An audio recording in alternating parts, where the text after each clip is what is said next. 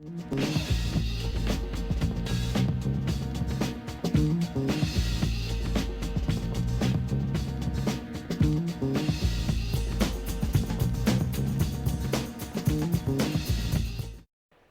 want to welcome everyone this morning to Making Connections, and I want to say a big thank you to the drummers and also to the Berkeley High School student dancers. I said student dancers because we want to make sure that we have young people engaged in every aspect of what we're doing today. So again, I want to say thank you so much for taking time out of your day. We know that as of now, as of last night, we had over 500 people who had RSVP'd for this event. And so throughout the day, I'm sure that we'll continue to have people joining us for information and also making connections. The best way to start each and every day, in my opinion, is in thought and prayer. Because every single moment is a gift that has been given to us. And so to start off more officially this morning, I'd like to ask at the moment that you reflect and you think and you put your mind at ease, because Bishop Joseph Simmons of the Greater St. Paul Church of Oakland is here to welcome us. And he's not only here to welcome us and pray and help us to get into a state of mind, but Bishop Simmons is an individual who gives back on a daily basis in this community on behalf of African Americans throughout the city of Oakland and throughout the East Bay. So please reflect, think, listen as we hear a word from Bishop Joseph Simmons.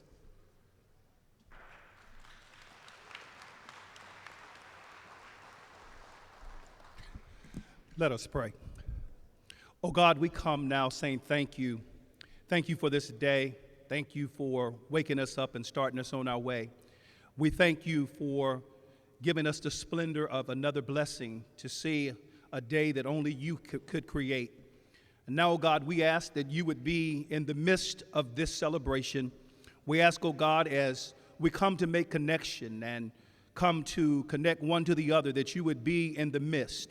We ask, oh God, if there's anything not like you in the building, anything not like you around this building, that you would remove it right now. We ask, oh God, that you would bless the organizers of this event, bless the leaders, and we ask that you would continue to bless, even as evil tries to bring people down. We thank you, God, that there's someone who is trying to do the right thing. Now, God, bless those who have come to try to do the right thing and to make the right connections. We ask, oh God, that you bless every presenter. We ask that you bless every panelist. We ask, oh God, that you would bless those who come to receive information, that they would walk away from here saying that this is an event where they were able to get something out of it.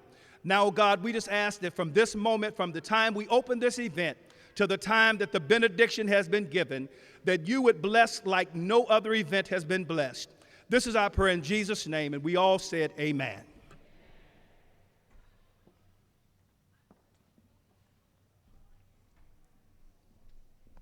So for those of you who may be wandering around and looking for a church home and you're moving from place to place to kind of experience a word, I would suggest that maybe tomorrow morning at 8 o'clock you might want to go by and stop by over Greater St. Paul.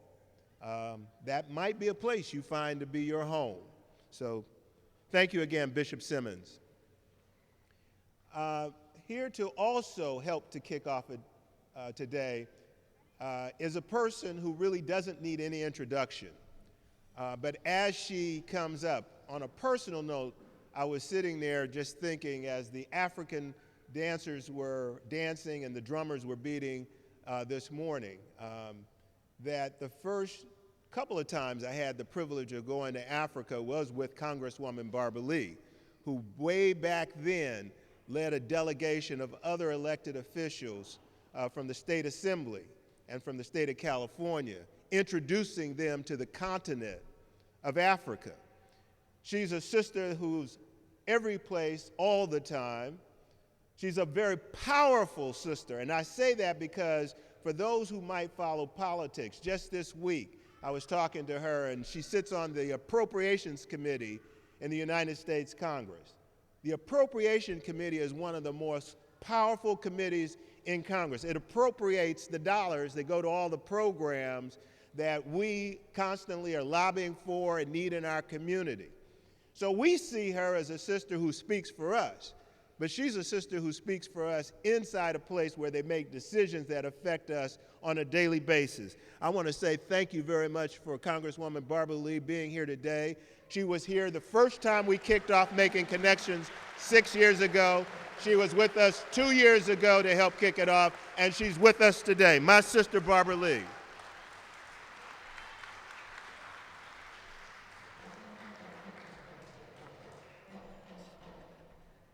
Good morning. First, let me thank you, Supervisor Carson, Keith Carson, my friend of many, many, many, many years, for really keeping us all together through Making Connections, also through your constant work and consistent work on the Board of Supervisors on behalf of all of us. Being on the Board of Supervisors, as you know, he's on the front line all of the time.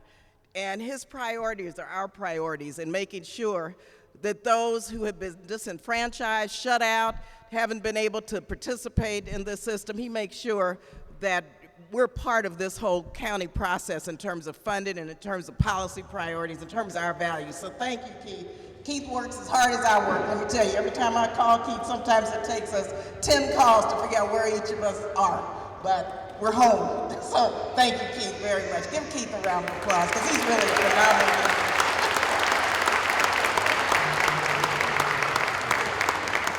And let me thank all of you and our panelists, and of course my sister Elaine Brown, for really bringing us together today. 50 years of really honoring, I'd say, the legacy of the Black Panther Party. And Elaine, I just have to say to you that your leadership, what you have done in terms of your clarity of purpose, your braveness, and I'll talk a little bit very quickly about my history as a community worker with the party, but I saw Elaine, how Elaine confronted the injustices, how Elaine really showed what it meant to be a servant and service to the people in our community through the 10-point program. Elaine, I want you to know how Elaine ran for city council. Elaine and Bobby Seale ran for mayor of Oakland. They paved the way for the first African-American mayor to be elected to this great city. Elaine Brown and the Black Panther Party have done so much to change the political landscape of not only our community, but of the country. And I just have to say to Elaine, our perspective working with the Black Panther Party keeps us focused on what that 10-point program really is all about, and that's feeding children, that's affordable housing, that's working to make sure that everyone has affordable health care. All of the issues that the 10-point program really worked on and led on are still very relevant today. So I just want to thank you, Elaine, for staying the course and for really keeping hope alive, really, with your legacy and what the party has done. Things. Let me just say this. I was at Mills College as a student when I became a community worker with the party. That's when I met Elaine. And I believed in the party then. This was like the late 60s, early 70s, because the party was talking about revolution. And you hear a lot now about revolution. And that is a good thing. They were talking about not tinkering around the edges, but about dealing with institutional racism, structural racism, changing the policies and the priorities of this country and our community, given the oppressive laws. And they were seeking and fighting for justice, to empower the African American community. The party worked in coalition with all people. It wasn't a black nationalist movement, but they had a very clear perspective on who we were as African Americans. Their international perspective, their intercommunal perspective, it was quite amazing. And I can remember bagging groceries. I took my little kids down there because I figured we had to do that as part of our community service. You know, we worked on the breakfast programs. Actually, the party's breakfast programs led to the federal government establishing finally the first breakfast program for children.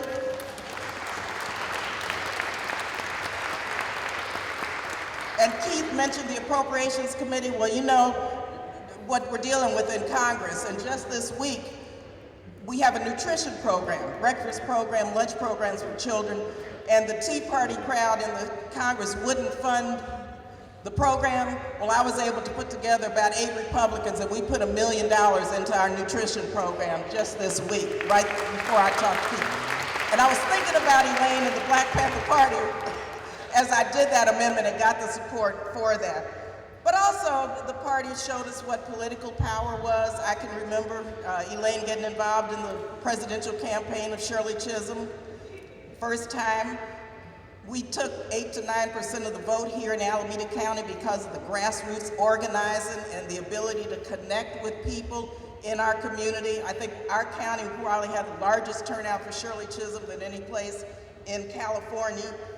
There were many, I think, historic moments that hopefully this 50 years will reflect upon. Elaine, you remember you were a student in Mills College?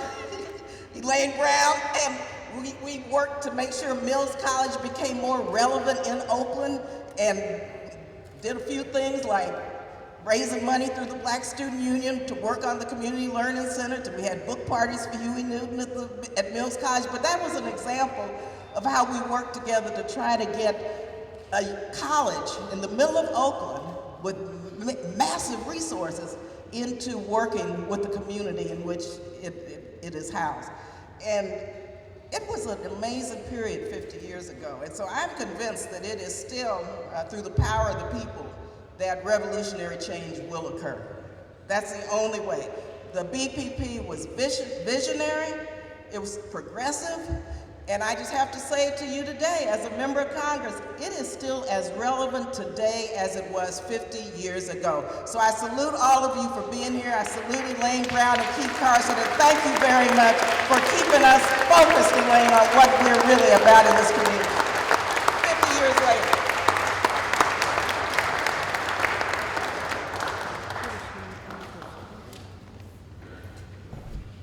I want to again thank Congresswoman Barbara Lee for being with us this morning.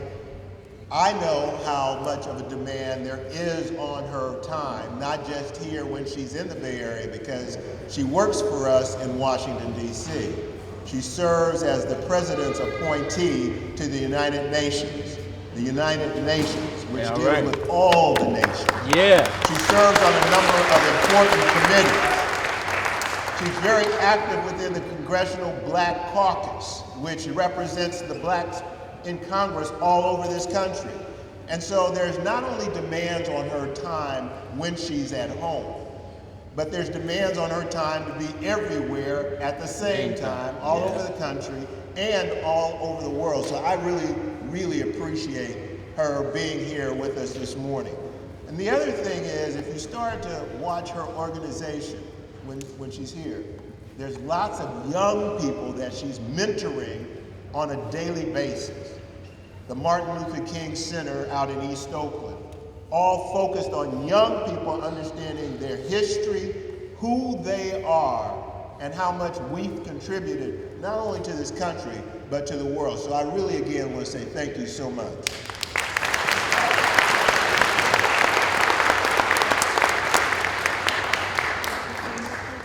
We're in the house of Laney, but we're also in the house of the Peralta Community College. And I am a proud product of the Peralta Community College system. I was an attendee at Merritt College, the old Merritt College before it went on the hill. The Merritt College where the Black Panther Party used to be, recruiting people right there on MLK, or what we used to call Grove Street. And we have still relatively a new chancellor for the Peralta Community College. But he's not really new because he hit the ground running once he came here. And not only hit the ground running, he wanted to get out in the community and not just get the system in shape, dealing with all the campuses that make up the Peralta Community College system. But he also wanted to make sure that he got a pulse of the people, because he believes that this community college should be in the community, not just aside from the community, but an integral part of the community.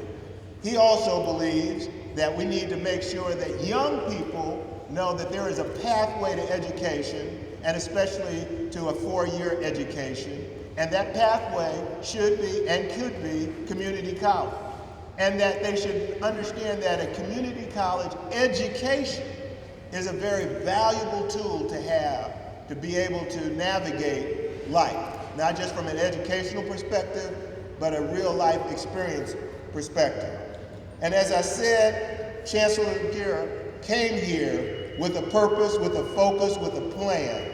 And so at this point in time, I'd like to bring to you the Chancellor. I won't call him the new Chancellor anymore because he's been here for a little while. Well, Guerra.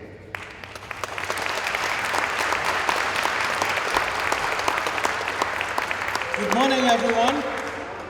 Good morning. Usually when I'm introduced, people say where I get my degrees from and those kinds of things. And often they use my whole bio, which means that by the time I stand up to speak, the time that I was allowed to speak is already taken. Wow. But I've never been introduced in a way that everything that I would like to say, somebody has actually said it. I think what you heard from Supervisor KeithCarson is exactly what we are about and what we want to share with you. As a matter of fact, today, if you look around the campus, the Laney campus, you're going to see some signs that indicate that there is an open house for Career Day at Laney. So I would encourage each and every one of you who can think of some teenagers who are probably still in bed and some people who are unemployed who may still be in bed and some who are underemployed who are still in bed. Please pick up your phone, call them, wake them up, and tell them to come to Laney, because if they do today, their lives may be changed forever. So please do that, because there are many, many wonderful programs going on at Laney, programs that if people participate in them, their lives are going to be changed. And as you know, the cost of living in the East Bay is quite high. And unless we encourage, unless we educate our young people and our unemployed people, our underemployed people, to be trained for the jobs that are here now, they are going to be shut out of the economy of the East Bay. And unfortunately, our community will no longer be the community that we want it to be unless they receive that education. So please pick up your phone, call them and tell them to show up here today. I want to also invite you to a special activity that's going to take place here next week. We are going to do a cleanup for Laney. So all of you who've attended any of the Peralta colleges, who have some time next week, please bring your family, encourage others to come and help us. One of the cornerstones of what I want to do here at Peralta is to make sure that we provide the necessities for our students. Congresswoman Barbara Lee talked about the breakfast program the Black Panthers had. We need not only a breakfast program right now for our students, we need a lunch program for them, and we also need a shelter program for them, because we have way too many students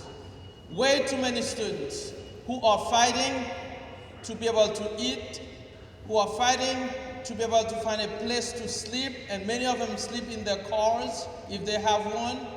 Some of them, I'm not encouraging anything, but some of them have broken into Laney and sleep in the bathrooms and in the closets and what have you. So we have a lot of problems that we need to address. We have many problems that we need to address. So I think that the time is not only for us to celebrate the 50th anniversary of the Black Panther, but we need to continue to make sure that our people get what they need in order to be able to develop themselves, educate themselves, and to be the productive citizens that we want them to be. Welcome to Leni, welcome to Peralta. Thank you.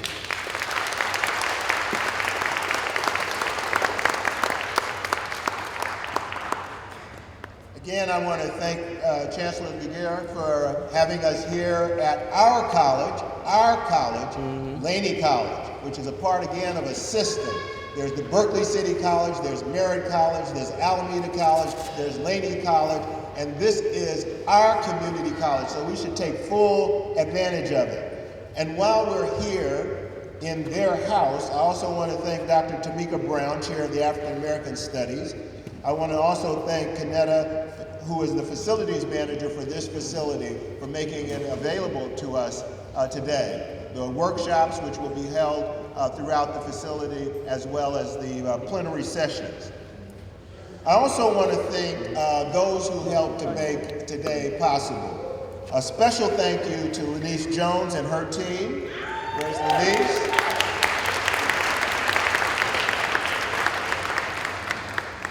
This would not be possible at all without the people who run a number of activities that go on in this area, and that's the individuals I have the privilege of working with every single day on staff. Aisha Brown, who was the principal lead on this event, also the principal lead on all Making Connections event. Mina Sanchez, Amy Schrago, Shamari Carter, Abigail Merriam, Haley Latte, Brianna Decker, Elaine Brown, all of whom I have the privilege of working with on a daily basis. A number of sponsors really helped to make this happen as well, and I'd like to thank the Clorox Company, Kaiser Permanente, Hands Helping Hands, Holy Names University as our key sponsors, and then there are a number of other supportive sponsors, and I also want to thank you for helping to make this event take place.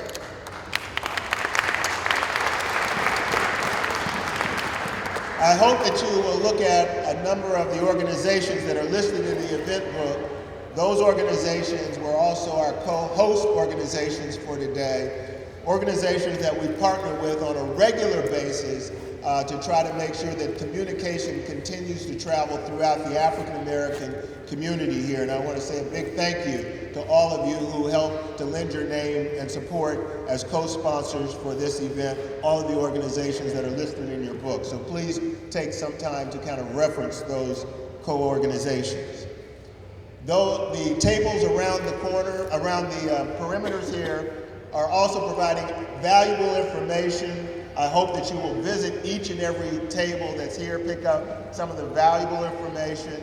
If there are businesses that are here, support those businesses. Support African American businesses. Support African American businesses.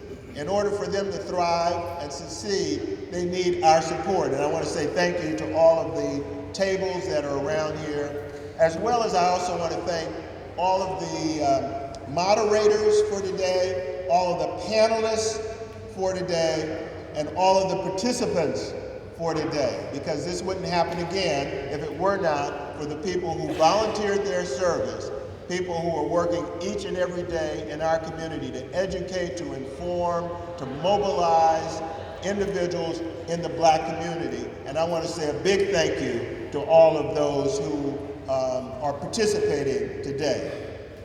I also want to say a big thank you to members of the Black elected officials and pastors of the East Bay, because that's the fundamental organization that really not only helps to put this event on, of which Bishop Simmons is one of the active members, and a number of other elected officials are active members, such as Jamoke Hinton Hodge, who is also on the Oakland Unified School District Board of Directors, a number of other Black elected officials who are here and may be arriving a little bit later on, as well as other officials who are here to support us today as well. I just saw Rebecca Kaplan from the Oakland City Council walk in, and I want to say thank you for being with us today.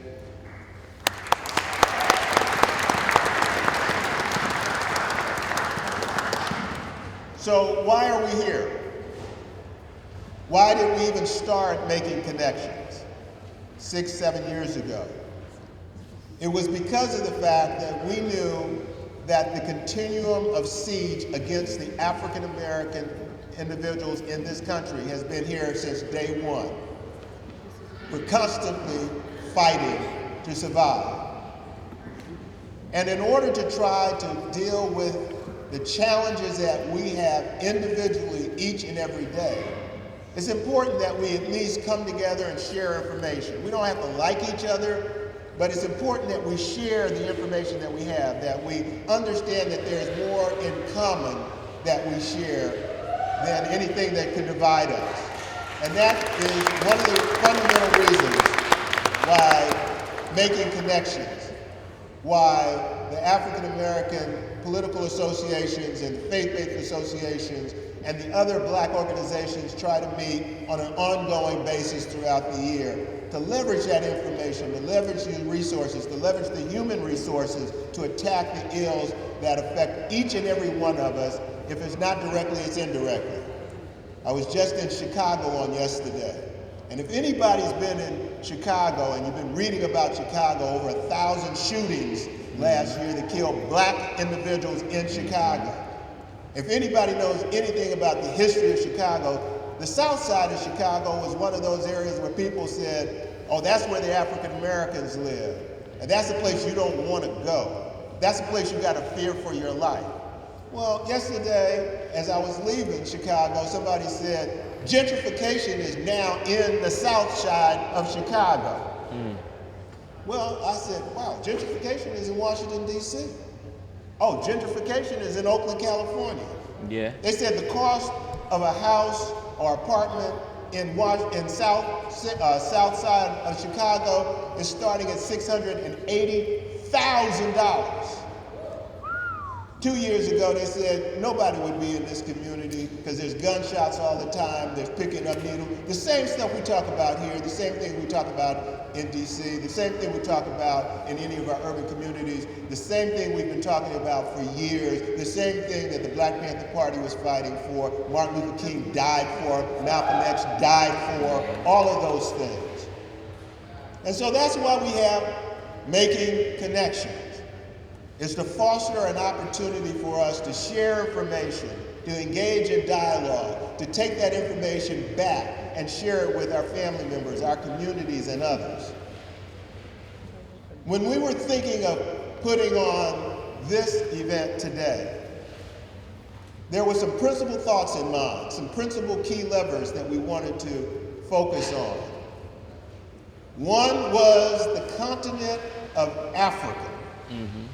Because nobody talks about Africa anymore. It's very hard to find information about Africa in the U.S. media anymore, unless it's about a plague or disease or something wrong with the continent of Africa. Come on, say it.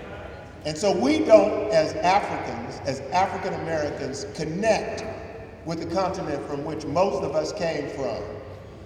And so we wanted to start off focusing on Africa. And so one of the plenary sessions is on Africa. The next is we wanted to focus in on an organization that was birthed in our community, but has to this day respect across the country and around the world for what they did. They put their lives on the line. They confronted the evils of that day that are still existing today directly in our community. And so we wanted to have a panel about the Black Panther Party, but not just about the Black Panther Party, but the 10-point program of the Black Panther Party, because that's what the party was about, the 10-point program. And there's going to be more talked about that today. Then we wanted to make sure that we focused in on our youth. Yes.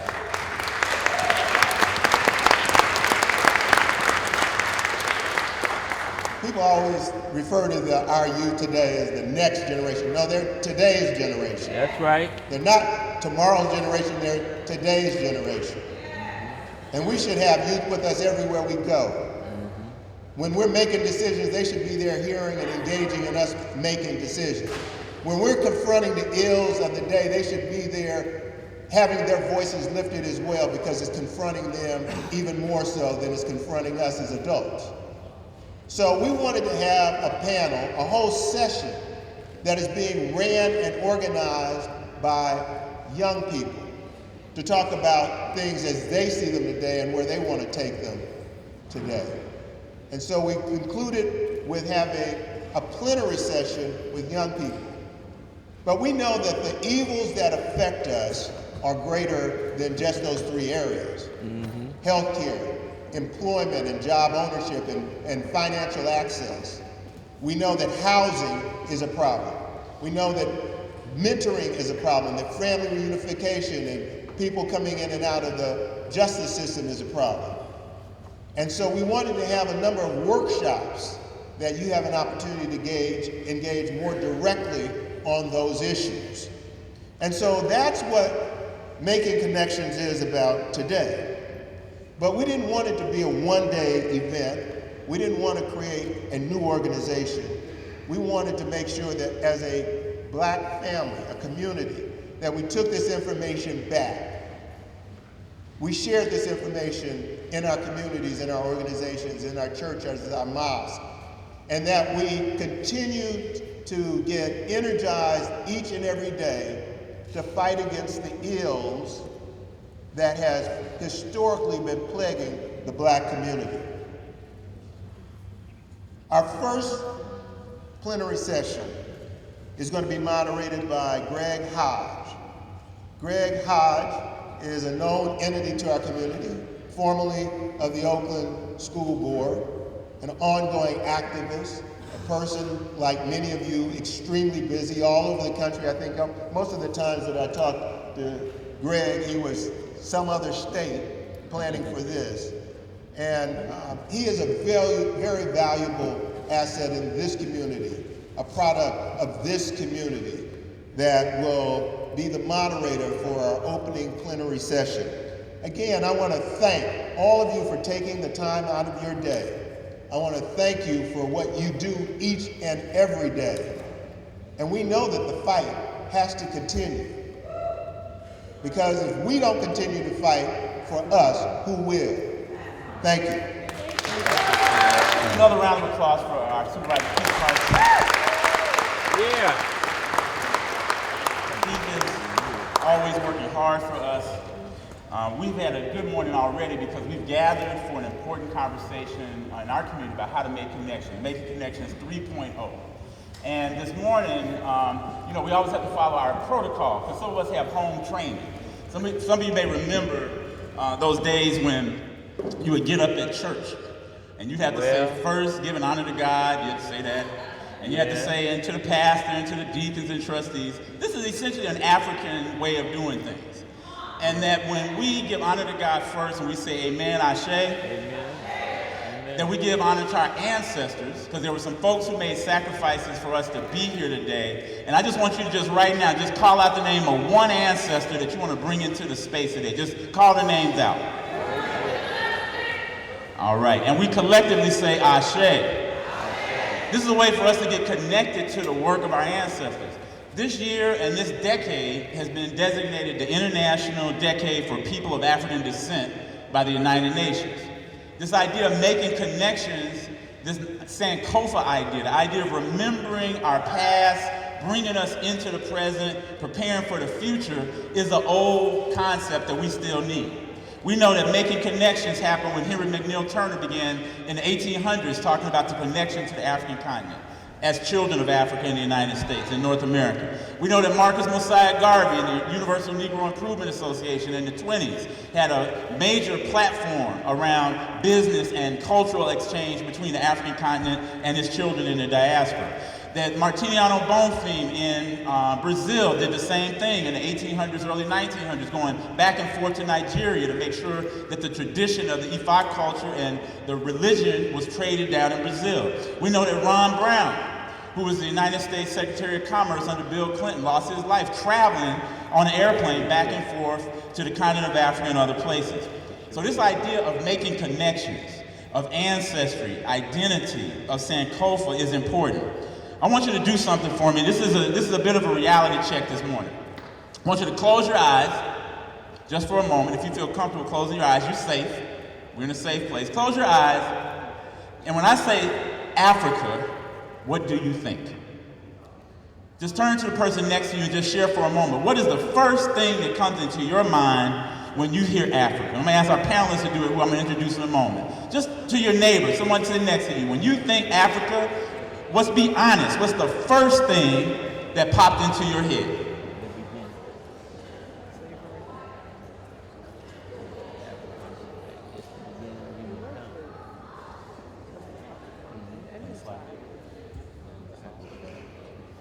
Great. What I want you to notice for yourself is, did you go to the narrative that you see on CNN, Fox, and that? Despair, drought, hungry children? Or did you go to a place with beautiful people? A place with cities that are well developed? Yeah. A place where our culture is sung and played with the griots and the jaliba and the modern storytellers? So one of the things that I want to talk about is flexibility, not as a dancer, but just in terms of people and travel in general. I think some of the perceptions that have been the most rewarding for me to watch is how people make the connection between the Africanisms that exist here in the United States and their African experience. I had a woman who was a teacher from Arkansas, and the first thing that she felt was that she was back home at her grandparents' home. We stayed in a village for 21 days, and she was making all of the connections between food, between customs and people and relationships back to her grandmother in the South. It's a very beautiful experience to travel to Africa for the first time. I traveled to the African continent in 2005. It was with a group called Young, Gifted, and Black from Contra Costa College under the direction of Dr. Terrence Elliott. And like many people, I had a fantasy about Africa. But I also was raised in a very strong traditional family in terms of oral history. I'm raised by 7 generations of college-educated folks, and the stories are in my head daily to today. The same stories I heard at the age of 5, I'm still getting, I'm still receiving. So I was blessed to be raised in a household with the oral tradition intact, which is an African tradition. Later, of course, as I became involved in some of our family reunions, I became aware of how the stories are documented. But when I traveled to Africa for the first time, for the second time actually, I stayed in a village in Anyanko. And one of the experiences I had was the young people came to the house and they told stories. They told stories, they told what we would consider fables. I asked a question about, are these expressions and stories documented? And they were not. But they were stories that were handed down just like stories in my family, but for a much longer period of time. With the rising trend in terms of the development in Africa, I'm very concerned and very compelled about preserving African cultural traditions. And that's one of the things as a dancer that led me to want to research more of dancing cultures that are either dying out or that no longer exist. So that was just a personal passion of mine. I like to say to people who come to me to say for the first time, to say that you have to be open and know that it is for you. Don't let barriers get in your way, like, oh, I can't afford to go all the way over there. I get that a lot. It's not about the money, it is about your mindset. Because it's just like with anything in life, what you set out your mind to do is going to manifest. It's going to manifest. I want to share something else as well about the travels. As you know, we are confronted with many negative stereotypes. One of the things that seems to be an issue is the food, not understanding the foods. The cultural connections between African foods and foods here are great, as you know. When we travel to Ghana, we eat black-eyed peas and rice and fish and chicken and plantain and melons, and it's just an amazing amount of beautiful food. But when we have the orientations that lead up to the trip, that's one of the stereotypes that we have to break down. Part of it is because a lot of people say, well, I'm used to what I'm to eating. I like to eat what I like to eat. I'm sharing a little bit of the parts that are barriers for people, as well as the wonderful surprises. But you have to be open. And I'm speaking to people who, at this point, my speech is to young people who have a thought about Africa, or any adult who has had a negative perception about traveling over there, because I still get that even today. I still get, and I get this a lot from African American men. I don't have a good interaction with Africans here. I feel that my relationship with men from the continent haven't been very positive. I still have to help navigate through that in terms of the relationships. But I will say this. Being a product of the Peralta community system, I also attended Merritt College. Laney, Merritt, and also Berkeley City College have some wonderful programs for young people to study abroad. I'm on a mission to expand global education to community college students. I have a couple of brochures that I will, pass out. But one of the things about the district, and that I'm really appreciative, is that we have courses that you can take, that you can travel abroad and you can actually earn academic credit. So one of the things right now in the dance department, we've taken students to Cuba, to Haiti, to Ghana. We have a program that we're developing to Ethiopia, and I'm in conversation with colleagues about a study abroad program that lasts a semester. There's only 1.7% of students come from community colleges that study abroad. Even less than that are African Americans, and even less than that are males. So I just want to invite you to explore Africa with us. Like I said, we plan to expand to many different countries, and I'm going to hand this over to Brother Hodge, because I know that I've been talking a long time, but there's so many things. One question I have to get this part going, both from Andre, your point of view as somebody who takes cultural exchanges, as well as the business folks at the table. A lot of people still have this perception that to get into Ghana, for instance, or get into Nigeria, is difficult in terms of travel. You just talk about the ease of that, and then if you're doing business, there's still, I think, this perception that you have to dash people. You still have to do a little bit of greasing of hands to make business happen. What's your sense of the ease of getting in and out of the continent, and the ease of being able to do business? Have things changed so that it's easier and more straightforward to actually get things done? So I'm going to ask Clyde to start, and then anybody on the panel, and then if you have questions, we invite you to the microphone. Travel to the, can you hear me? Yes. You have to put it really close to your mouth, I think. All right. Think hip hop artist. Think rapper. Like real close. Yeah, man. All right, we got it. Travel to the continent has become much more easier these days. The direct flights from almost every East Coast city of the United States directly to most of the African countries, from Washington, D.C., New York, Atlanta, have daily flights every day. If you go online and do your research, from San Francisco, round-trip tickets are averaging about $1,200 to $1,500, and so I think that is much more affordable than it used to be a few years ago. So, yeah, Andre and then Uche wants to respond. Okay. How many of you have a passport? Okay. All right. So, not only is Africa affordable, also you have the luxury, and I really want to emphasize that word luxury, of having a passport, a U.S. passport. You must have a visa to enter the country. It's very simple. You need 60 US dollars. You need a valid passport that's not going to expire within 6 months of your travel date. All you have to do is fill out a one-page application, 2 passport photos, send your passport, $60. DC, they don't even look at you. You just fill out the form, comes back stamped. Generally, there's not very many problems. I hadn't had any problems with getting visas processed for travel. Unlike our friends on the continent. I'll never forget the time I traveled to the US Embassy in Ghana, and I was seeing so many people being denied visas for travel. It's very difficult. It's not difficult for us in terms of traveling and getting a visa.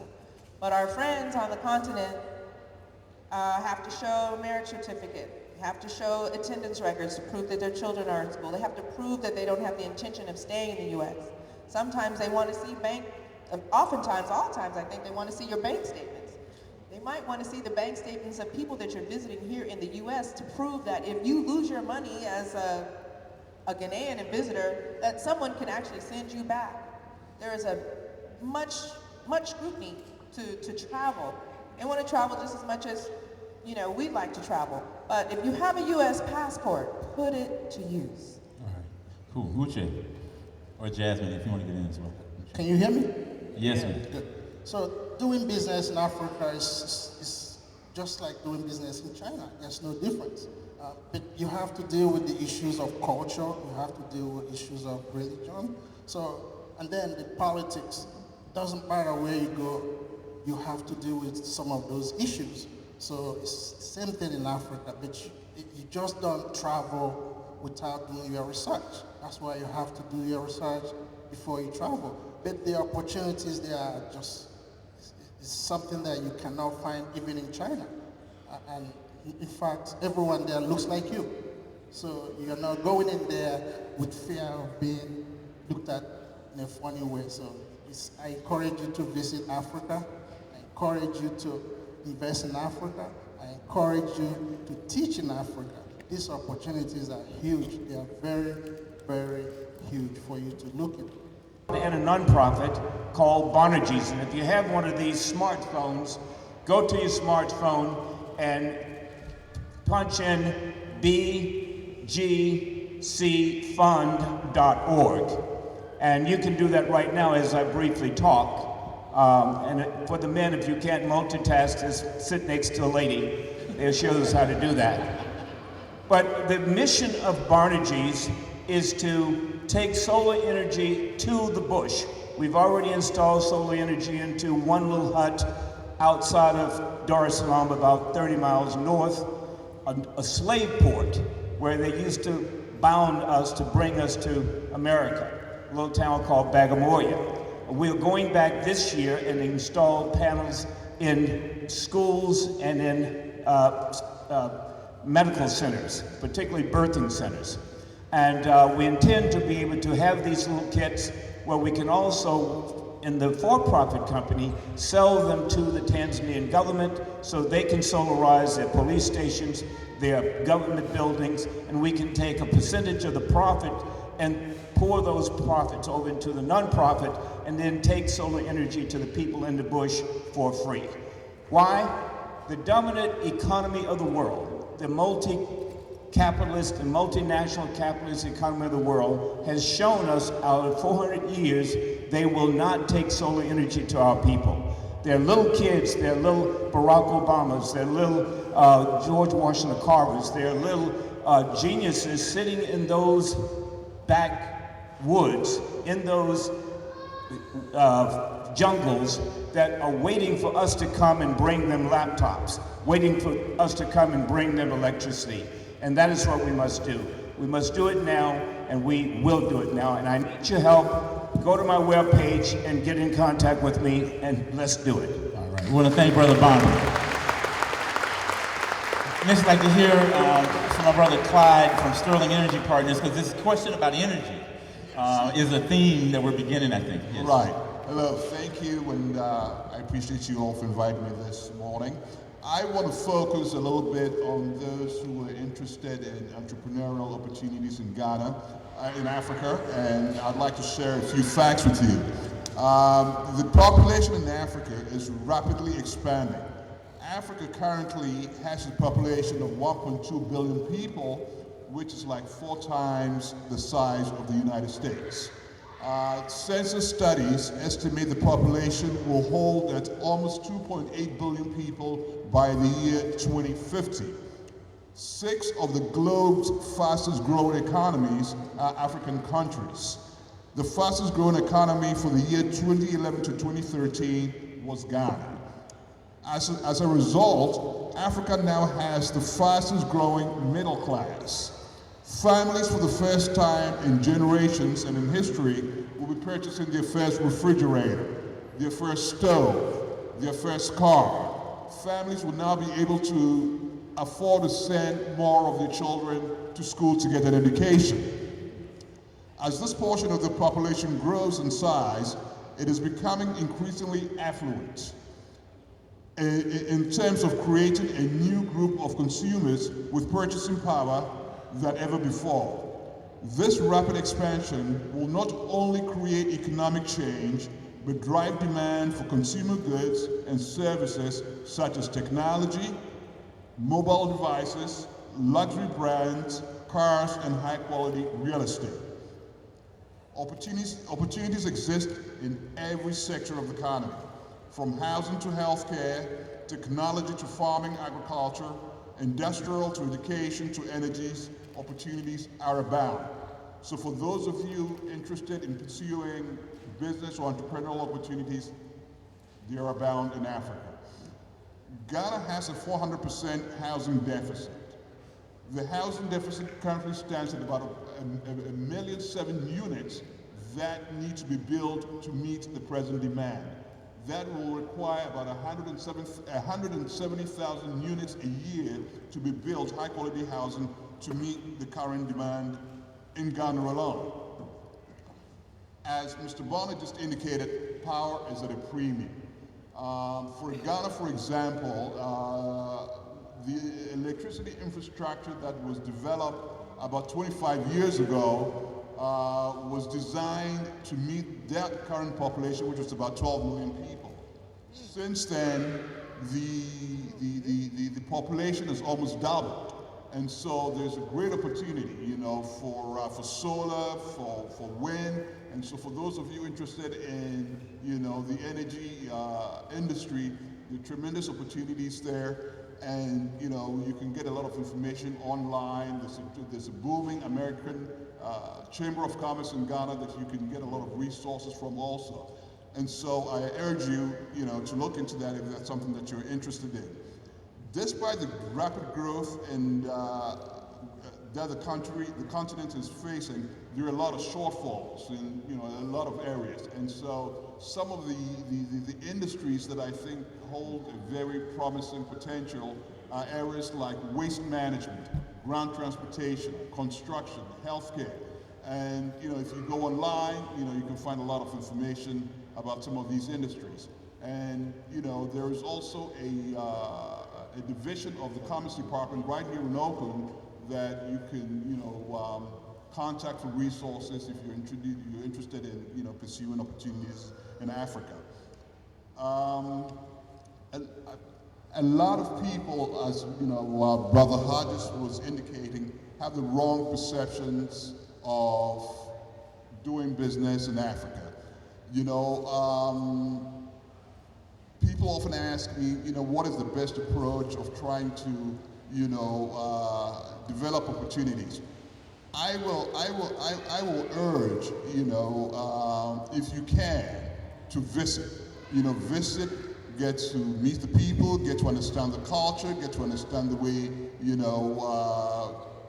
they pursue opportunities, and understand the people. And I think that would be very helpful in giving you a general idea and understanding of how they function and how the culture exists and how people conduct themselves.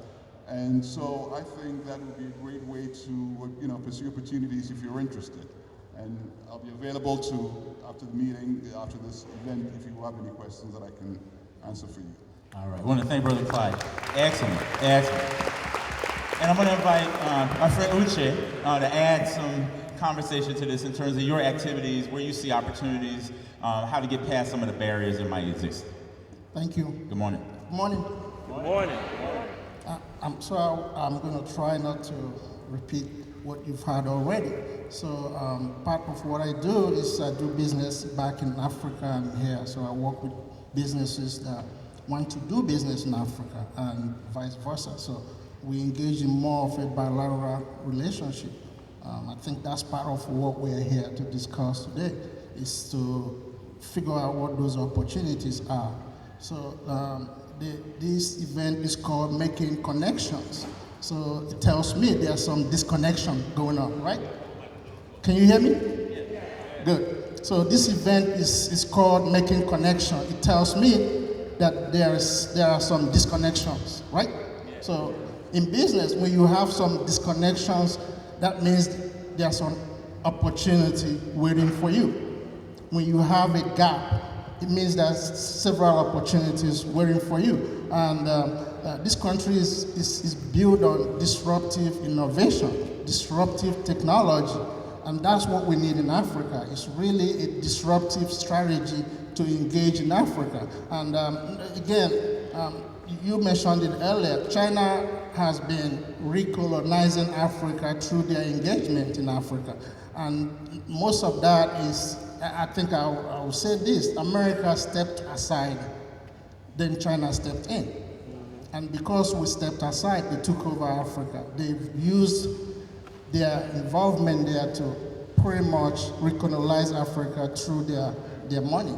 And the resources in Africa is like no other place in the world. So our involvement is really critical in developing the future of Africa. So I think my good friend here, Sotomayor, has mentioned that there's so much opportunity in the area of energy, agriculture, housing. You mentioned it in the area of technology. Each one of you here, I'm sure, have a cell phone. In Nigeria, let me give you an example. Some folks have 3 cell phones. And that's yes. The reason they have 3 is there's some areas you visit, you will not have connections. So again, this creates opportunities for our companies here to get involved in Africa. Nigeria is a country of over 170 million people. It's the largest economy in Africa. So what I see there is great opportunities here for us to start having these connections and this conversation. Hopefully, after we leave here, the conversation doesn't end because the opportunities are there for us. Hopefully, I think let's give credit to Supervisor KeithCarson for making this happen.